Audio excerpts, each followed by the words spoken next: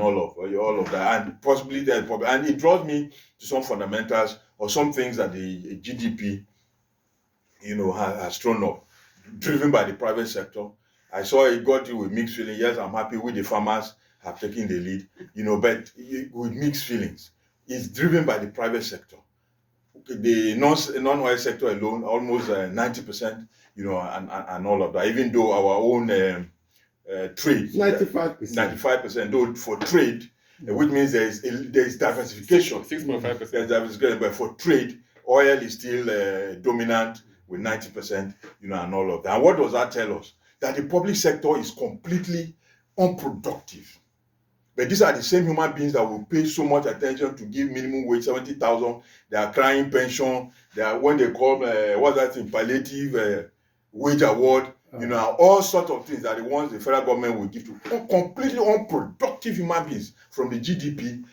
That we have seen. No, I think you say unproductive in what sense now? Is The government employees drive policies. I'm talking they of drive public government sector. policies to make you in the private sector to thrive. If you say unproductive, I think you need to break it down. I'm talking of. So they should not get their salary, they should not get pension. The police are protesting yesterday. They should not get pension because they are unproductive. I'm talking what of. revenue is police deriving? I didn't know what you are talking about. I didn't know services. I mean, you know services we're talking about. We're talking of rail now. Is it not Nigeria Railway Corporation that is running it? The one in Lagos, is it not Lagos State government that is running it? Is it not public sector?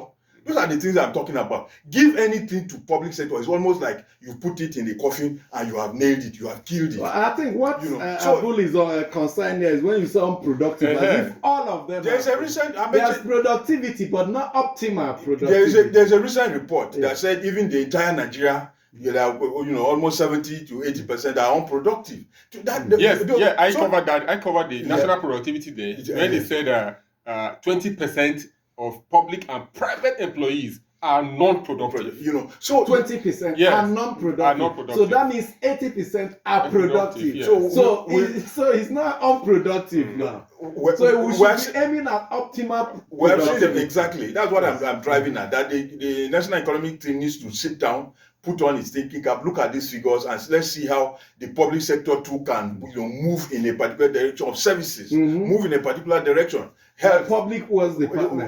Public health, schools. These are part of the thing. They also have contributions to GDP. Go to public schools that we chat about here. Go to public hospitals. I learned the doctors are already saying they're going on strike by Thursday. These are huge problems, calamity, that we have in the public service that needs, to be addressed. One other thing also is the rebasing. Easy.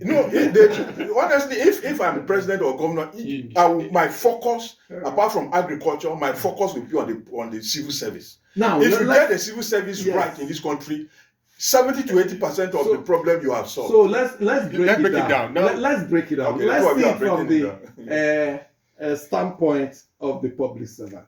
Now, you pay someone 70,000 naira. You pay a policeman, a constable, how much?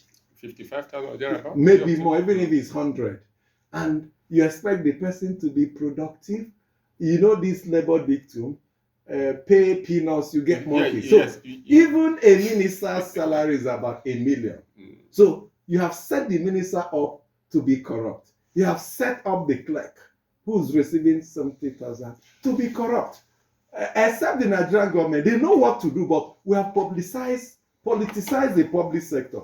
We have overloaded the public sector with people that don't have skills, that don't have competencies, don't have schedule, don't have desk, miling around. That's why I say optimization. We have set them up to fail. Yes. There are people that are salaried because of the meager salary. By receiving that salary, you have already dumped them in the poverty cycle. So you can't pay. I was having a discussion with someone the other day. These young Gen Zs that are graduating now, they are running away from 8 to 5 p.m. work, salary work, because they don't want to be enslaved. That is where I'm driving at. If you pay a young fresh graduate, a lady, 250,000 naira per month, it will not take her home. She had to do extra to survive. The same thing with a young man. He has to look at extra. So we are setting them up to fail because of the devaluation of the currency, because of the hardship, rising prices, and stagnant wages. So we must find a way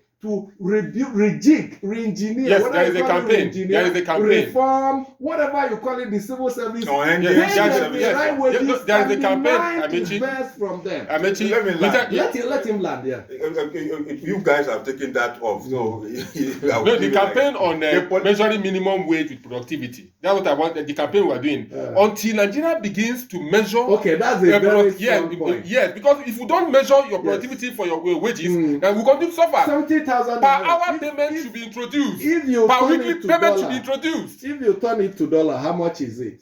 70,000. That is barely. It's up to $30. About $35. $35. So if you pay someone $50 per month in US, you expect or someone that's earning $100 in a day. No, let's calculate per hour. Okay, per hour. Earning $10 per hour, works 10 hours and gets $100. Yes. You expect the productivity to be the same with the one you're paying. That's the point. You are talking about the